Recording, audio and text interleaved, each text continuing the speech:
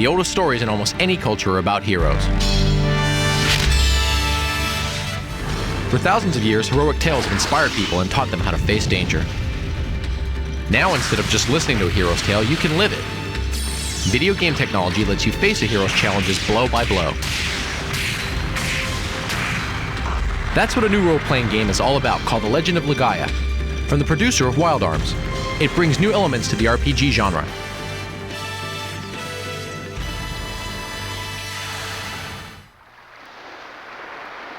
You play the part of Vaughn, a young villager in a world that's been choked by a mysterious mist, bringing madness and death to all it touches. Creatures called the Saru once lived alongside people and helped them. Now the mist has transformed the Saru into deadly enemies.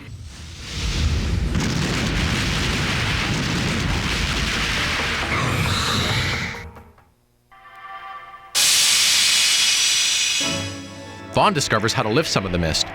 Your mission is to guide him as he fights to save his land.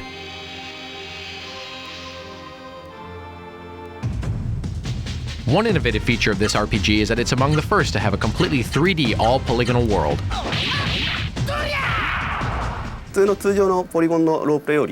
Compared to other role-playing games, it's quite possible that we have been able to achieve twice the amount of polygons on screen. In the making of this game, we studied films to capture good tempo and flow, and good camera work. I poured my heart and soul into development. Each polygonal character is a reflection of our love for this game and our work.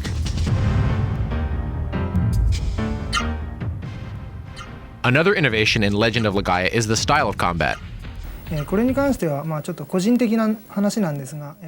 Personally, I really like fighting games, and wanted to incorporate the exhilaration of a fighting game into a role-playing game.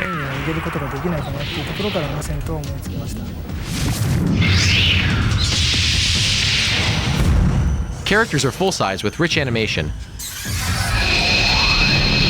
That gives The Legend of Legaia the atmosphere and feel of a real fighting game. And with the DualShock analog controller, you're experiencing the vibrations of every hit.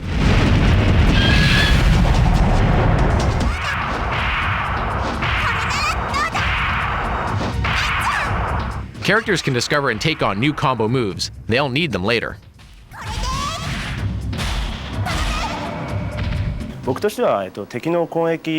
Enemies have a wide variety of attacks so that players won't get bored. In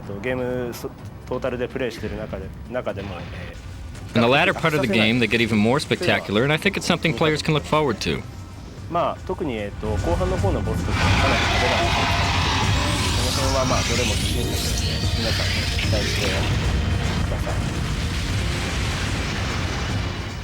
Producer Takahiro Kaneko designed Legend of Legaia with a bigger, real-world challenge in mind. The Saru represent science and technology. They are very advantageous things to humans, but we shouldn't rely too much on them and forget about basic human strength or let trust and basic human relationships break down. Without being preachy, we wanted to show that the future is something that each person creates for themselves.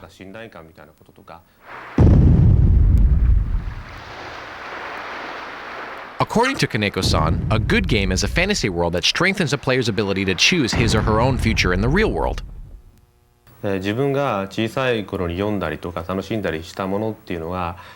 Whether it be a book or a comic, when growing up we all have places to escape to where we can forget about our daily troubles.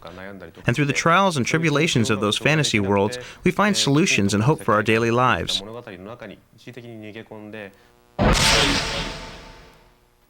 To be a successful fantasy world, an RPG needs a dark side that's evil, yet believable, and ultimately defeatable. It's important for me to work with planners and designers who can create that. As the condition of our real world worsens, can we return to the strengths within us to save ourselves? That's the hero's challenge waiting for you in this game.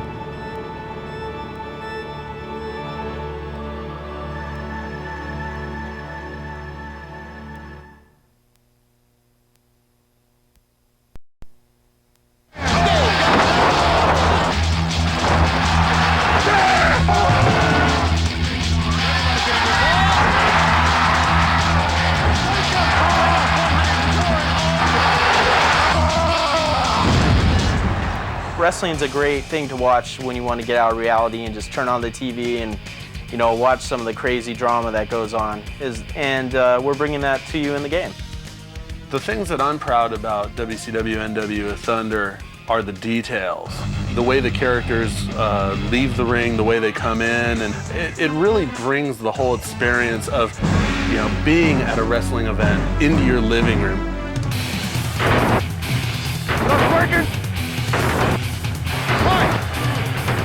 You and your buddy can go at it and just pound each other all day, take out your frustrations, and I think that's important in video games. Getting to go out there and beat people up for a living and not get thrown in jail. That has to be one of the best, my most favorite thing about being a wrestler, for sure. Oh boy, WCW and NWO Thunder. I love the game. I play it with my mother-in-law. No, I don't cheat. Please don't ever accuse me of that. I understand right now, back in the locker room area here at the Ice Palace in Tampa, Florida, we have a couple of members of the NWO, Vincent and the Giant. And what, are we catching him in the heat of battle? Please. How I get out of this? Just like real life, I'm killing you. For the gamers that have played WCW Nitro on the PlayStation, Thunder is definitely an upgrade in terms of the speed of the gameplay. It's a lot faster than Nitro's engine was. There's more moves per character.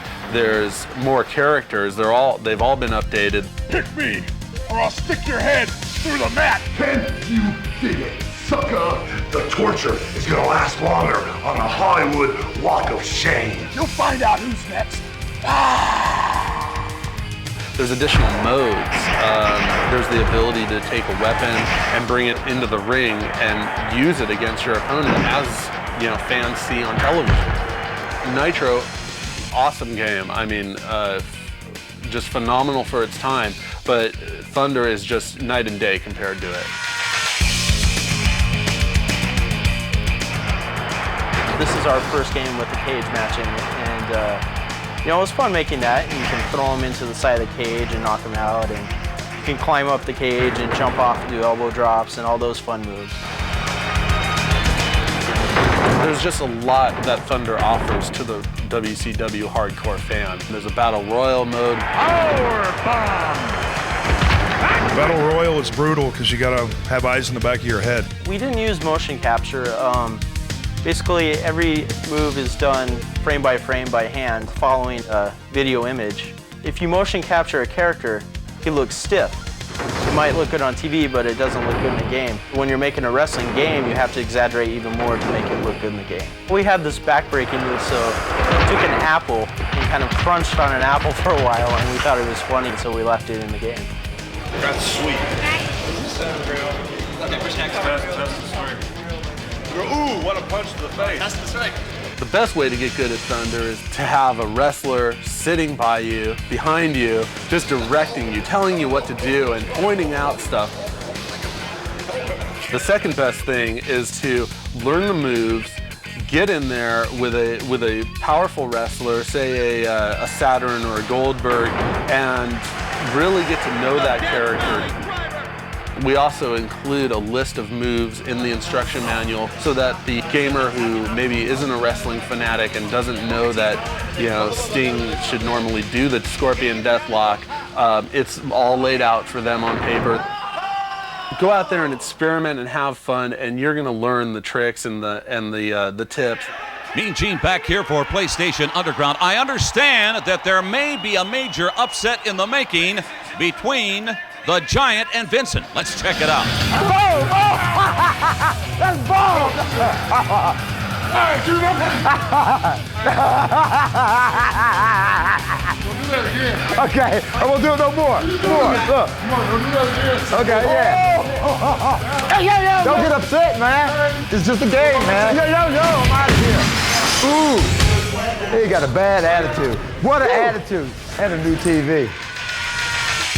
Thunder really brings the whole experience of, being at a wrestling event, being at that WCW Monday Nitro event or Thursday Thunder event into your living room.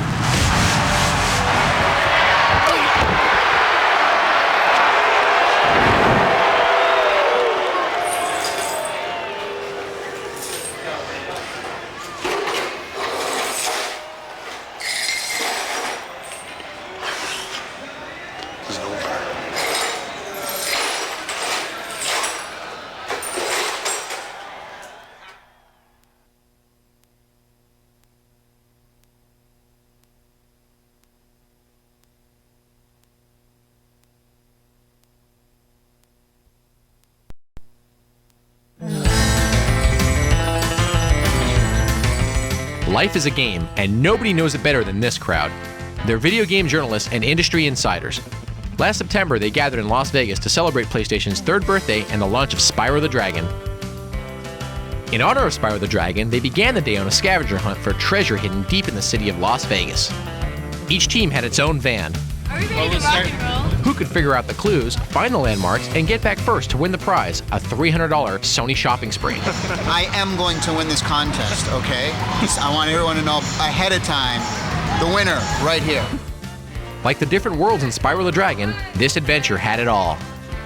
Money, fame, thrills, romance, and the chance to hit it big. The chance to hit it big. Hey, they're leaving without us. The chance to hit it big? By nightfall, it was party time. For the Spyro the Dragon development team, it was a sweet finish to 18 months of round-the-clock work days. I know, this bright light is freaking me out. This last time I saw one of those, I was abducted by aliens. Remember what I told you earlier today? There is no way that we lost the scavenger hunt. When they announce the winner, you're going to see this one walking up, taking the prize. The winning team with 810 points is the Magic Crafters. Team members Robert Phoenix, Aaron Mooney, and Tommy Calorico. For Sony Computer Entertainment America and PlayStation, the party was a celebration of an amazing first 3 years, going from underdog to top dog. With over 50 million consoles sold worldwide, PlayStation has become the leading brand in video game entertainment. And to illustrate this even further, since its introduction in 1995, a PlayStation has been sold once every 8 seconds. Several speakers noted that Spyro the Dragon was one of the most technically advanced PlayStation games available. Yet it just scratches the surface of what's possible on the console. To see what's coming next from developers, just stay tuned to PlayStation Underground.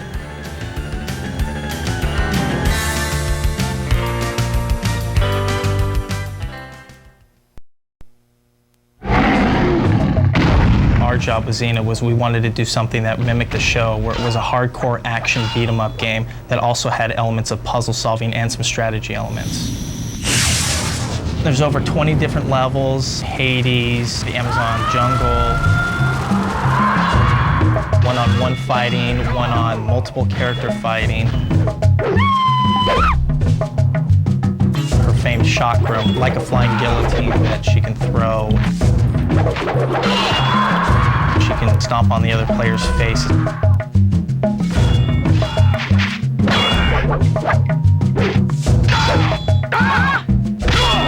If the hostage is killed, she will not be able to progress to the next level.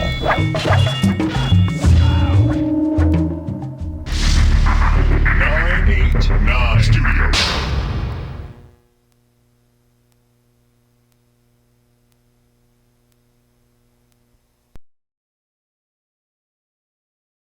Today we're going to talk about Street Fighter Alpha 3.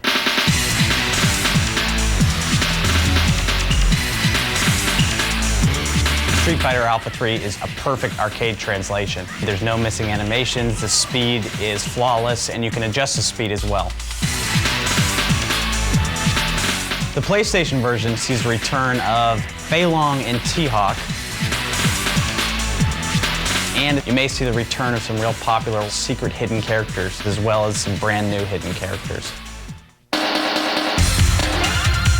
Another feature of the game is a dramatic battle mode, which allows you to play 2-on-1 fighting action. A brand new addition to Street Fighter Alpha 3 is the World Tour mode, for PlayStation only.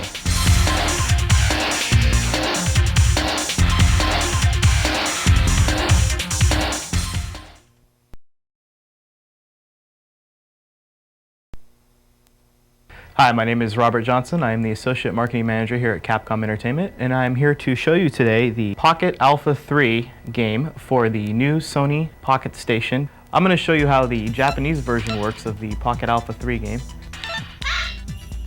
Basically, what the PDA does is it is a little mini memory card peripheral that plugs right into your PlayStation and allows you to download the characters from your original Alpha 3 game onto the Pocket Alpha 3 game in order to build up the characters while you're on the road. And then once you have them built up, you can easily upload them back to the PlayStation in order to play those edited characters. Another cool feature about Pocket Alpha 3 is that you can fight against your friends. Just take it around, point it at your friends, and use the infrared communication device at the top here to play against your friends anywhere.